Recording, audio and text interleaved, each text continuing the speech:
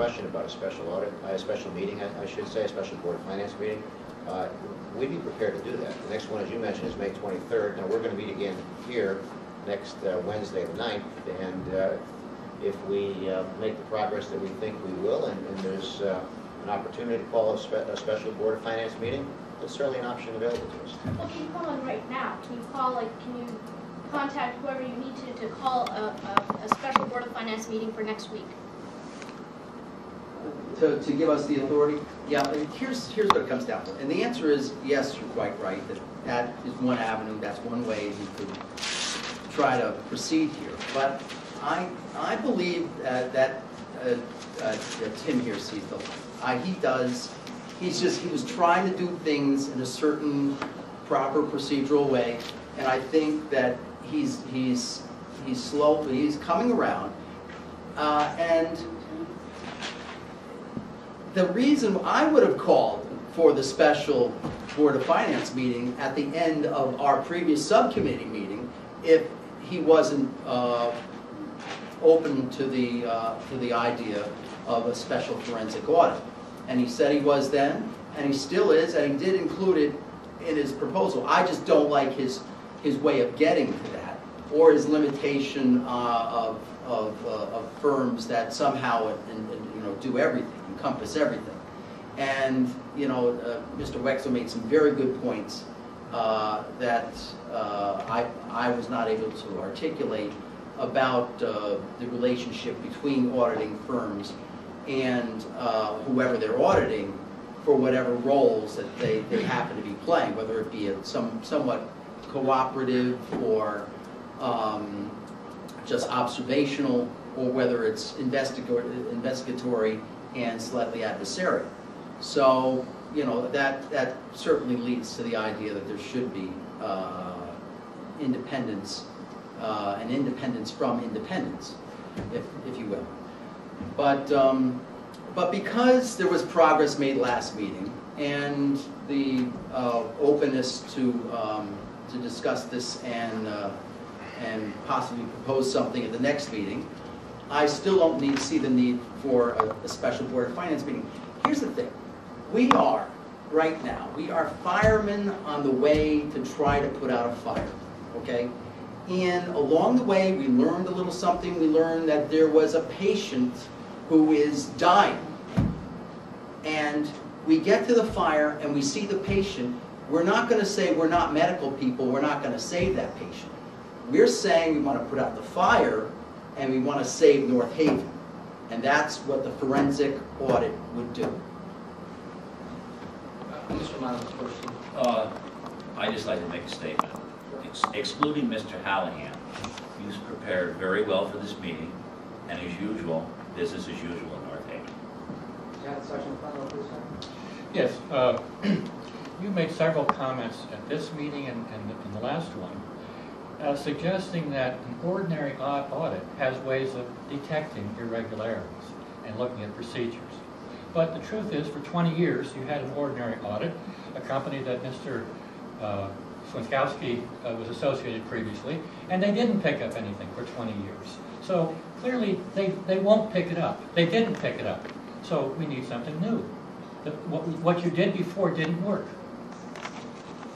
A forensic audit is independent of some ordinary audit, because the ordinary ones didn't pick up anything. In order to do a forensic audit, sir, as I think we discussed a little bit, we need to define the scope of the audit. Well, we've been through this. Just start it. You start where it's obvious, maybe the rest once. And then, as Mike pointed out, as evidence comes in, you can perhaps authorize an expansion of that. It's not a mystery where to start. If you read these affidavits, you couldn't possibly think that was limited to just 3 people in North Haven. It's not possible if you read that. You know there's more there. Why are you so reluctant to want to find them and get Did them out? Mr. Swinkowski not know anything about his boss? Could you work with somebody that closely and not know they were a crook? When a forensic scientist is given a cadaver, do they say, tell me where the murder happened so I can go right to the spot on the neck that the murder happened? They look at the whole body and they try to find out what happened to this individual. I'm not sure if that analogy serves after not, but just to your point, one second, Janet. Just to your point, sir, I don't think any of us said that when we hired the forensic auditor, we wouldn't say to him or her that the place to start would be community services and to be focused on the areas of allegations that are in the warrant that you referenced. I don't think anyone said that. So why are you dragging your heels at this meeting and the last one? Because Don't you have a green light to do this?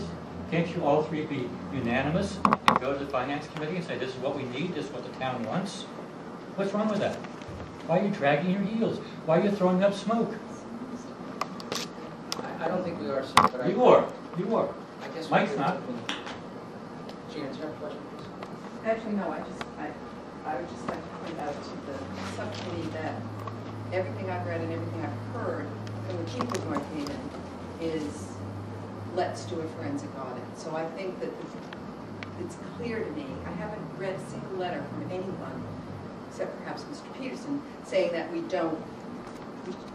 won't have a forensic audit. Mr. Peterson evidently has changed his mind from the Board of Finance meeting and now supports a forensic audit. Mr. Kovats supports a forensic audit.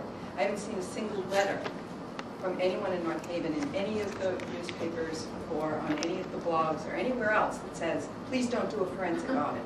So I think it's clear that people of North Haven will be best served with forensic audit.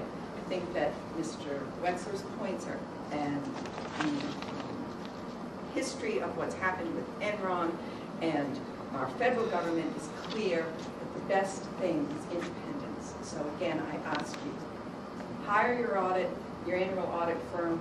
Don't hire Levitsky and Bernie. Hire a forensic audit firm. Do that as soon as possible. I think Sarah's idea of having a special Board of Finance meeting so you can clarify what you were charged with, and you can tell them that you're unanimously behind having a forensic audit. Those are all good ideas. Please follow those recommendations. Thank you. I think everything you said is accurate. I think you're right. The sentiment in town, sentiment in my own household is to do just that, Janet. I think we're hitting a lot of the same points, but I think what I tried to here was set up a process where that was possible. I think we've talked quite at length as to what I think the charge is or not. I think, as I said in my experience during the meeting, quite honestly, I think everyone in this room is in agreement.